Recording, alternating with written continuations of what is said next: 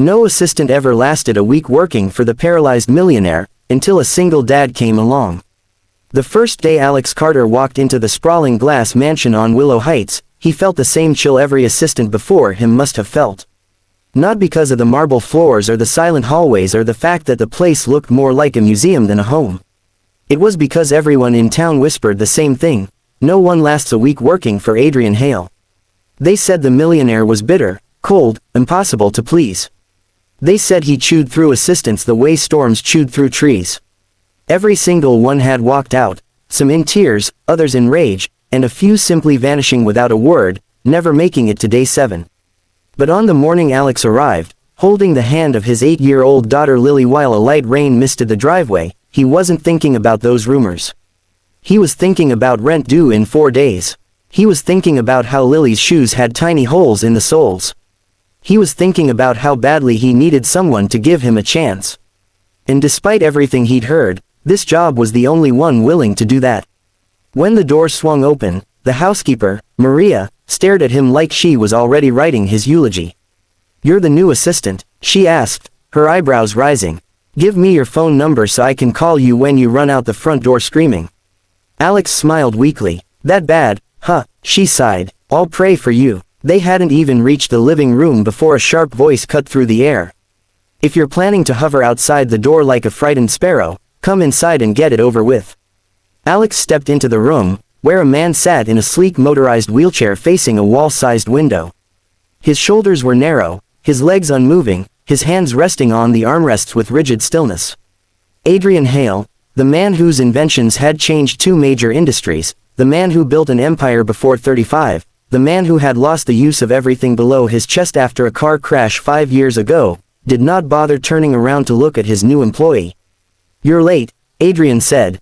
"It's 8 a.m. on the dot," Alex replied gently. "Exactly. You were supposed to be early." That was the beginning. What followed should have broken Alex the same way it broke everyone else. The demands were endless, the tone sharp, and the emotional walls around Adrian seemed impenetrable. Every morning was a storm, every afternoon a test, every evening a reminder of just how lonely pain could make a man. But Alex wasn't like the assistants before him. He didn't flinch when Adrian snapped. He didn't hesitate when the tasks grew detailed and exhausting. He didn't take the bitterness personally. He had spent years surviving heartbreak, job losses, sleepless nights, hospital rooms, and the quiet terror of parenting a child alone. He had learned the one truth that guided him now: people lash out when they're hurting, not when they're cruel. By the 3rd day, he recognized Adrian's patterns. The moments his voice shook slightly. The way he paused before asking for help, as if hating himself for needing it. The long silences where the mask slipped just enough to reveal the ache beneath. But the real challenge came on Friday, his 5th day, when Lily had to come with him because her school closed early due to a power outage. He braced himself for the worst. Adrian despised disruptions. He despised noise even more. And an 8-year-old girl with a spark in her eyes was nothing but disruption and noise. But Lily had always been fearless. The moment she saw Adrian in his wheelchair, she walked right up to him and said, "Hi. I'm Lily. I like your window. It looks like a big TV with no show on." Alex wanted to sink into the floor. "Lily." But something strange happened. For the first time since Alex arrived that week, Adrian let out the smallest, quietest laugh. A sound like someone remembering they were once human. The stare he gave the girl wasn't irritated.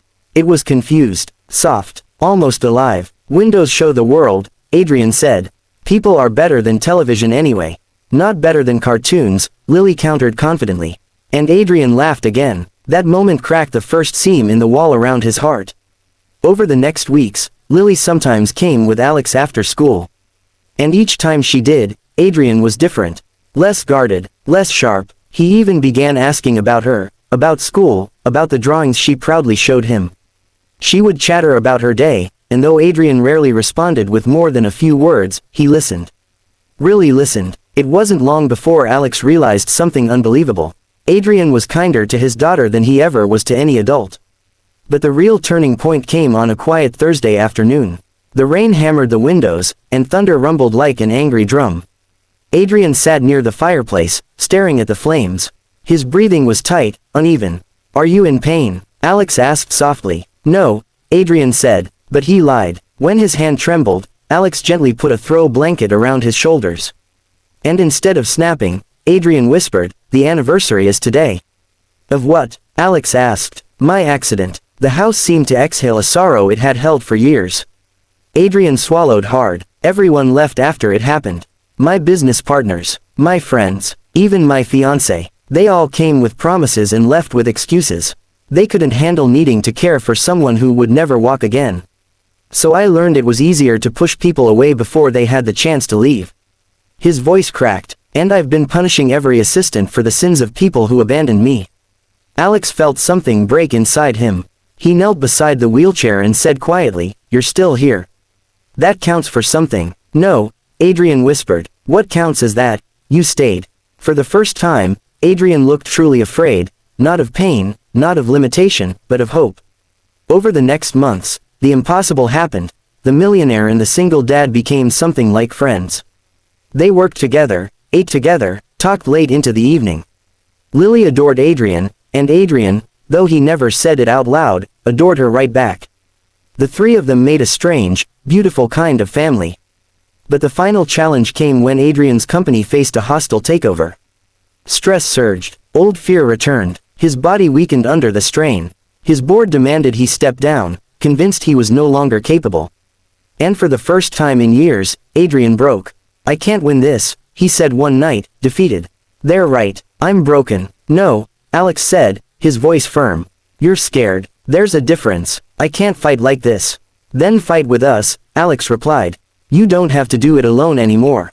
They devised a plan. Long nights, endless strategy sessions, reviewing documents, rebuilding alliances, reconnecting with former partners who still admired Adrian but had been afraid to approach him since the accident. And through it all, Alex stayed. Every day, every hour. Lily even drew a picture of the three of them standing together, even though Adrian's legs didn't work. In her drawing, they were all smiling. "You're standing in my picture," Adrian told her quietly. "Because you're a hero," Lily said. "And heroes stand." Those words hit him harder than every board meeting combined. The day of the final negotiation, Adrian rolled into the room with Alex behind him, steady as a shadow. The board expected a man defeated. Instead, they got a man reborn. He spoke with clarity, confidence, brilliance. He outlined a plan that none of them had anticipated. And when they tried to question his capability, he answered every challenge with undeniable skill. By the time he finished, no one doubted him anymore. He won. He kept his company. And afterward, when the three of them stood in the garden as sunlight spilled through the trees, Adrian turned to Alex. "You changed everything," he said. "No," Alex smiled. "You changed yourself. I just didn't leave." Adrian looked down at Lily, who had wrapped her arms around his unmoving leg as if it were the most natural thing in the world. "You both gave me something I didn't know I could have again," he said softly. "A reason to try." From that day forward, Adrian was no longer the impossible millionaire no one could work for. He was the man who let someone in. The man who learned to trust again. The man who found family where he least expected it. And Alex, once a struggling single dad, became not just an assistant, but a partner in life's battles. Their worlds, once broken, began to rebuild together. Because sometimes the person who stays, the one willing to understand, the one who chooses compassion over fear, that person becomes the miracle someone didn't know they needed. And in the end, the message was clear. Healing doesn't always begin with medicine. Sometimes, it begins with being seen, being believed in, being loved, exactly as you are.